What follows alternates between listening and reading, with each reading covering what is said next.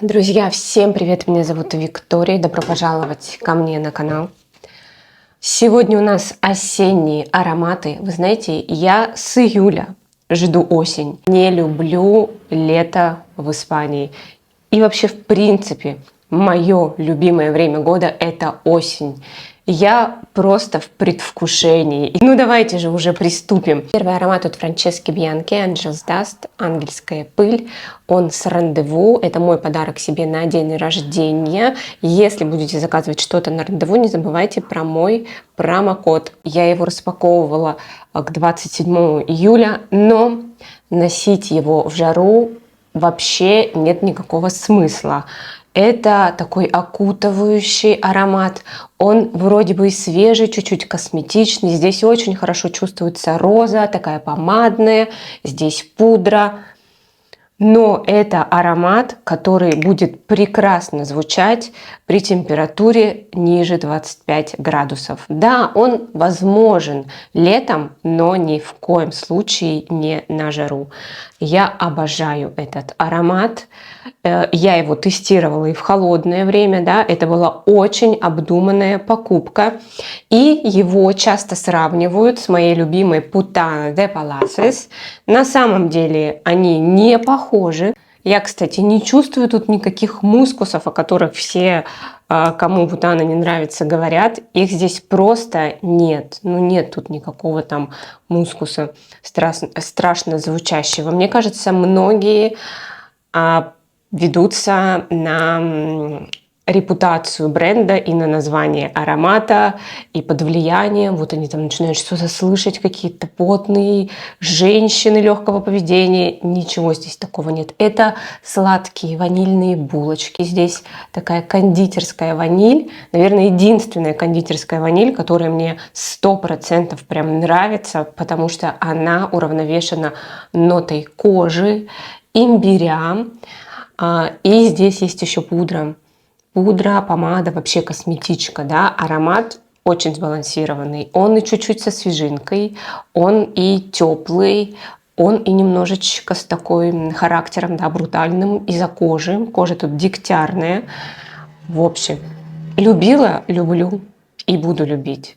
Наверное, до сих пор, если меня заставят выбрать любимый аромат, будут прям пытать, скажут нет один, я, наверное, все равно выберу его. Вот прям это мое, сквозь года. И, конечно, я его буду носить осенью в первых рядах, потому что он выпаривается. Выпаривается, все меньше остается. Я его чуть-чуть поносила летом, но, конечно, совершенно не то. И следующий аромат, я уже о нем говорила, но не перестану повторять, друзья. Это Atelier Moderne от Синонимов. Это потрясающий аромат. Тут как будто тоже есть кожаная нота. Я, кстати, не помню, она есть или нет. Давайте заглянем на фрагрантику. Нет, она не заявлена.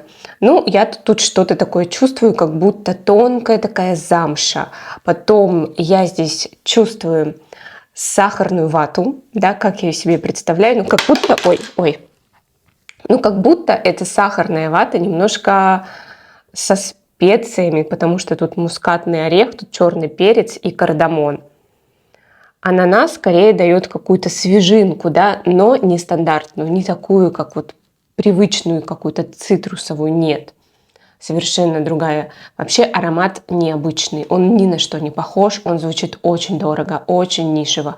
И я чувствую здесь сандал, такой теплый сандал, совсем с капелькой. Вот прям это надо прям знать, этот сандал, чтобы почувствовать тут немножечко такой аспект соленый. Ну, совсем чуть-чуть, да, то есть тут нет соли в аромате, это надо понимать.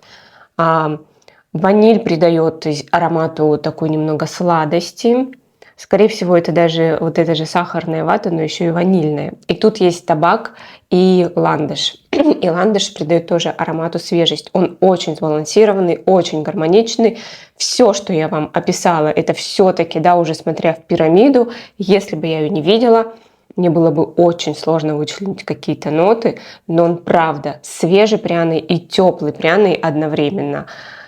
И ну, такой необычный. Дело в том, что у меня вообще долгое время были только цветочные и пудровые ароматы, такие косметичные в основном, и все были очень похожи. Когда я стала осваивать новую территорию, да, вот пряных ароматов, например, ну, многие были, честно говоря, мной приобретены, потому что пусть будут, надо расширять горизонты, но такого, чтобы я прям влюбилась в аромат, наверное, вот Грис Шарнель был первый, а потом Мимоза Индиго, она сегодня тоже будет, и вот этот аромат, это прям моя любовь. Но сейчас он прям вырывается вперед, потому что он сочетает в себе сладость, немножко древесного соленого сандала, вот эта сахарная вата, чуть-чуть пряностей. Я просто влюблена в этот аромат. Так, ну давайте, коль уж мы заговорили про Мимозу Индиго.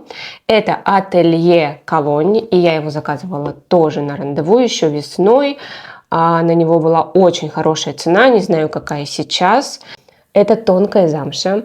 Это немножечко, здесь есть такая медовая свежая мимоза. И тут есть сандал, я его хорошо чувствую, такой немножечко солоноватый, теплый сандал. Это потрясающие ароматы именно на осень. Кстати, весной я тоже его носила, к сожалению, недолго, да, уже потом стало жарко. Эти вот ароматы, им нужен воздух, им нужна прохлада. Вот это вот, особенно у нас, ну, понимаете, тут высокая влажность, тут этот морской воздух. Господи, как я о нем уже говорю. В общем, это влажность, морской воздух, это пекло, это воздух просто стоит как будто бы комом, тяжелый такой. И, конечно, ну, эти ароматы немножечко он прибивает, не дает им так звучать. Я знаю, как они могут звучать. Откуда знаю? Я под кондиционером сижу, я прям знаю. Так, и еще один аромат. Луис от Синонимов. Это аромат однозначно про вишню.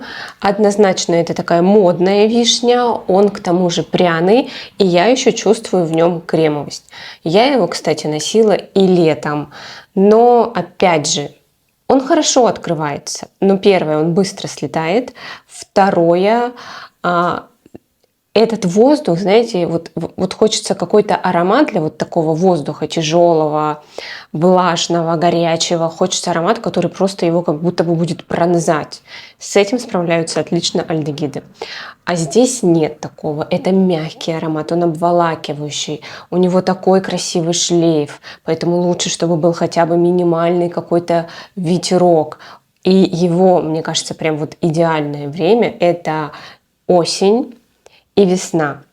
Зимой здесь, в Испании, он тоже классно звучит, но я говорю про, допустим, зиму в Питере. Не знаю, мне сложно судить, напишите в комментариях, потому что я его прям в такой мороз не носила, да, даже в минус какой-нибудь 5 я его не носила, я не знаю, как он открывается.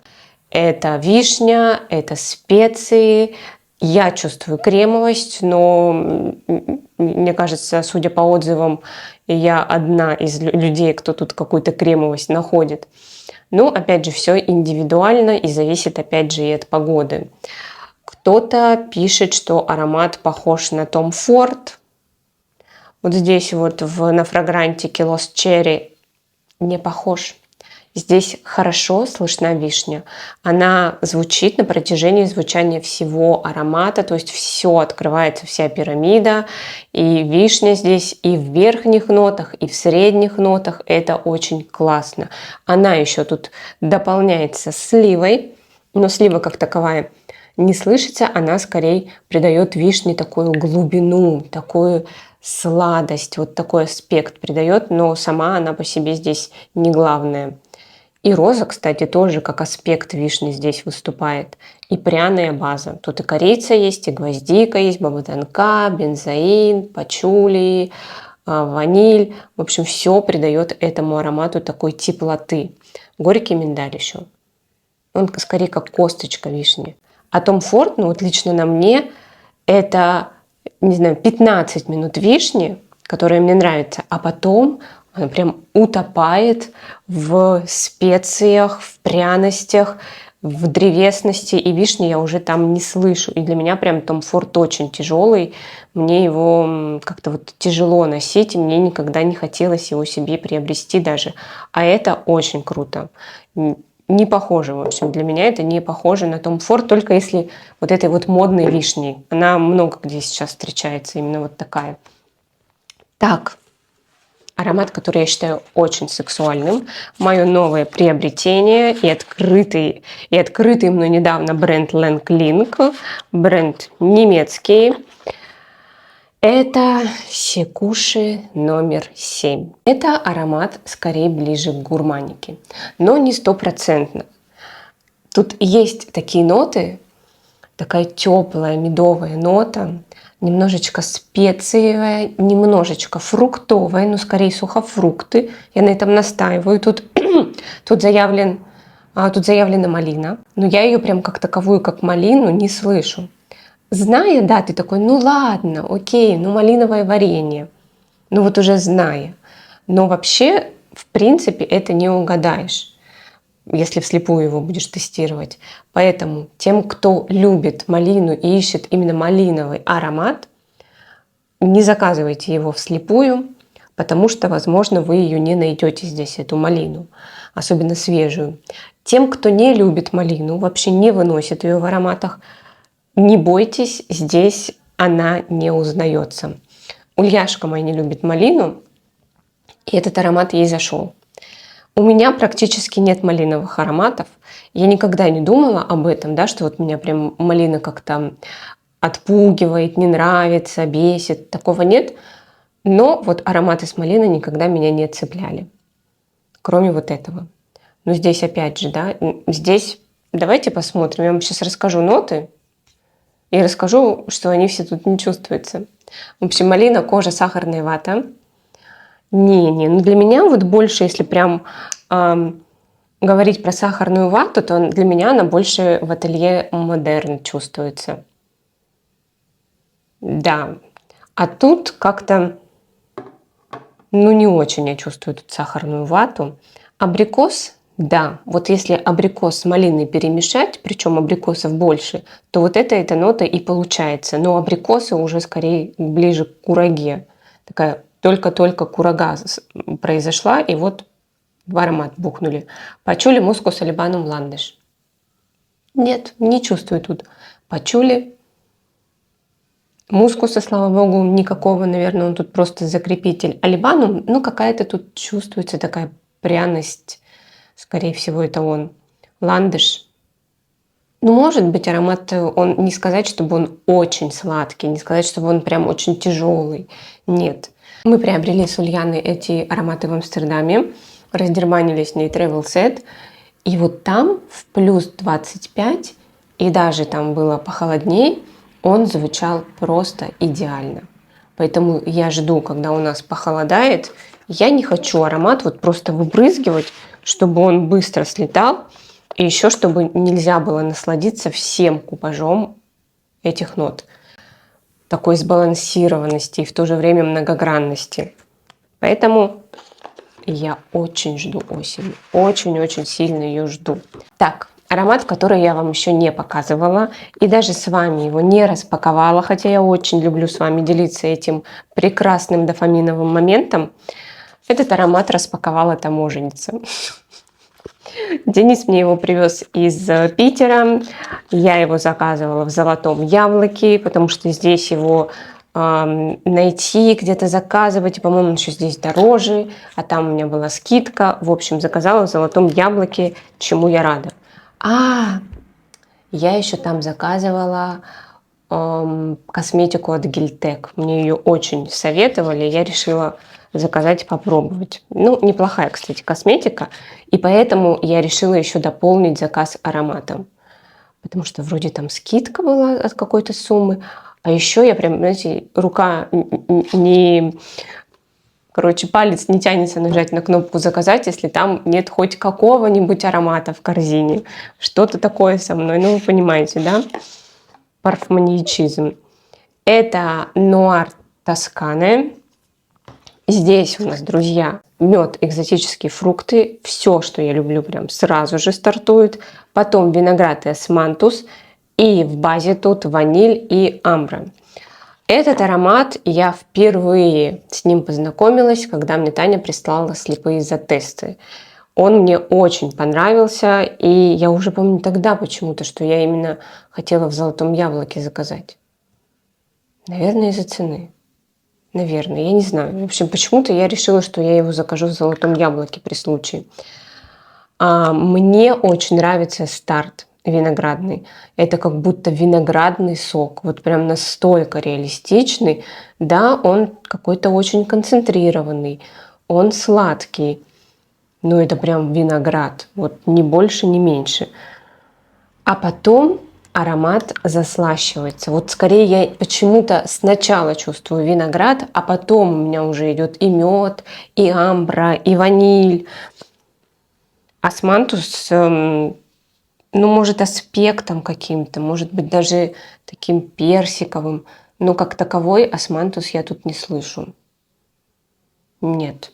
Для меня это и виноградный аромат. Причем, когда уже даже он такой сладкий, густой, насыщенный, все равно вот эта виноградная нотка остается. Но это однозначно не аромат на лето. Я его пыталась носить. Никакой там неприятной базы не вылезает. То есть аромат будет и на горячей, и на холодной коже хорошо сидеть. Но вот не получаешь удовольствия от такого аромата летом. Летом надо другое. А этот такой сладкий, тягучий, обволакивающий отлично пойдет осенью. Я прям жду, понимаете, у меня уже накопилось много ароматов, которые ко мне попали либо в конце весны, когда уже начиналась жара, либо вот уже в жару, но которые идеальны для осени. То есть мне есть для чего ждать осень. Так, и последний аромат, друзья, это Kilian Evans. И знаете, мне как-то написали комментарий, что зачем вы рассказываете про ароматы, снятые с производства. Объясню. Первое, мой канал, он не только, чтобы делиться новинками, или вот тем, что прямо сейчас, или тем, что можно купить. Нет, мне же хочется просто поговорить об ароматах. Я очень рада, если вы вам так нравится, что вы это тоже тестите, потом покупаете. Очень рада, это как будто у нас общие интересы. Не только про парфюмерию в целом, но еще и конкретные ароматы, еще вкусы схожи.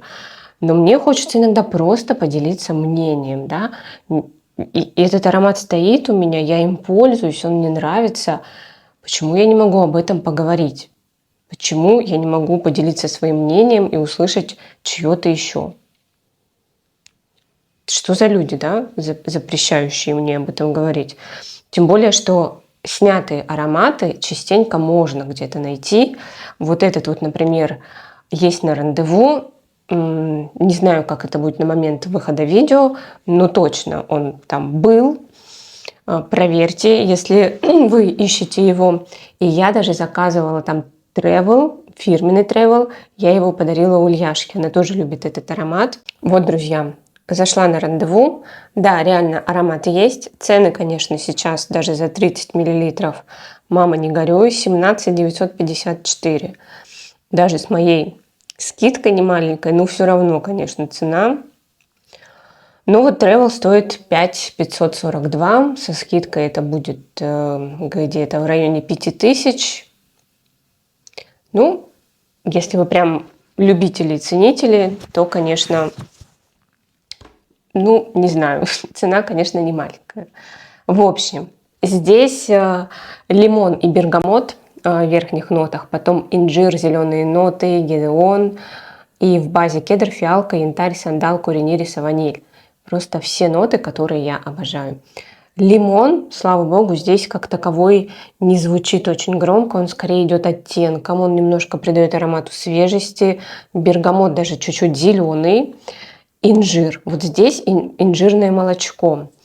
Оно такое кремовое, оно такое мягкое, и это все поддерживается сандалом, который немножечко соленый, слегка. Мне раньше почему-то он казался более рассольным, но это до моего знакомства с Сантал 33. Тогда я поняла, что такое рассольность. Нет, здесь он такой средний. Даже почему-то сейчас это карасол не чувствую очень явно. И тут я чувствую очень хорошо фиалку. Фиалка здесь, скорее всего, это ее корень. Она такая немного терпкая, она придает аромату элегантности. Это для меня очень сексуальный аромат, но в то же время он элегантный. Вот в нем такой вот есть объем. Очень классный аромат. Очень жаль, что сняли с производства. Я жду, что его тоже выпустят, потому что из вот этой вот линейки, да, кругляшков уже выпустили в квадратиках 2 аромата. Это Princess и я не помню название, которое сейчас, но это то, что раньше было Bad Boy, по-моему. Так вот этот аромат назывался. Могу и ошибаться. У меня, кстати, его нет. Это с нотой Кока-Колы аромат. Но он мне как-то и не особо его хочется. Вот, друзья. Вот буквально уже сижу, жду не дождусь осени. Мне есть что этой осенью поносить. Никогда у меня еще не скапливалось столько ароматов, да, именно в ожидании осени. Я, конечно, с каждым годом, с каждым летом здесь, в Испании, начинаю все больше и больше его ненавидеть, это лето. Не могу, правда. Это такое мучение, это такой ад, это лето. Смотришь на улицу, кажется, там так классно, ярко, зелено, небо все время голубое. Выходишь, ощущение, что тебя просто пытаются сжечь. Не люблю, не люблю. Это не одеться нормально. А летом вот я как-то не чувствую этого уюта. Я обожаю такие уютные домашние вечера. И для меня это всегда про плед, про горячий чай или какао, чтобы коты еще рядом были с тобой, грели тебя и об тебя грелись. И летом это все невозможно. Я понимаю, что есть другие развлечения летом, но мои любимые развлечения, вот они так выглядят. И мне, конечно, не хватает их. Жду не дождусь. Мое любимое время года. Вообще любимое время года у меня осень, потом идет весна, потом зима, и лето я бы вообще убрала вот из списка любимое время. Оно вообще не может там находиться. В общем, друзья, я знаю, что в Питере вот вчера было плюс 14, мне мама писала. И я понимаю, что может быть грустно. И мне было грустно, наверное, когда лето заканчивалось в Питере. Но вот сейчас я понимаю, что лучше плюс 14. Правда. Лучше плюс 14, горячий чай, какао, плед, может, камин. Ой, все, друзья. Размечталась я. Но тоже у нас это будет недели через 10. Да, у нас осенью, в сентябре еще будет такой нормальный плюс. Где-то до ноября будет прям еще, ну, по питерским меркам будет еще прям лето. Но уже такое прохладное, уже вечера будут прохладные. До пледа еще не дойдет, но все равно будет можно дышать, брызгаться всеми моими любимыми ароматиками. Вообще самый мой вот, да, самый мой любимый, и он не летний, он не на жару. Вот, друзья. Ну все, спасибо вам, что вы были с нами. Поверьте, коты тут вокруг, я вам сейчас их сниму в конце. Они спят, вот тут прям окружили меня. У них сон час. Все. Спасибо, хорошего вам настроения, хорошей вам осени продуктивной. Мне кажется, это очень продуктивное время. Желаю вам всего самого хорошего. Всех целую, обнимаю. Всем пока-пока. Максик тут у нас, как обычно, рядом со штативом. Охраняет штатив. Тихо у нас спит на балконе. На балконе у нас спит тихо. Тихушка, моя зайка. Любит на балконе, вообще любит в тепле спать. Ну и вот, кот, который всегда как-то очень смешно спит. Какие-то у него всегда позы такие смешные. Малыш мой сладкий. Все, тут уже пересвет пошел. Ты моя лапушка. Ты моя лапушка, моя красивая розовая лапушка.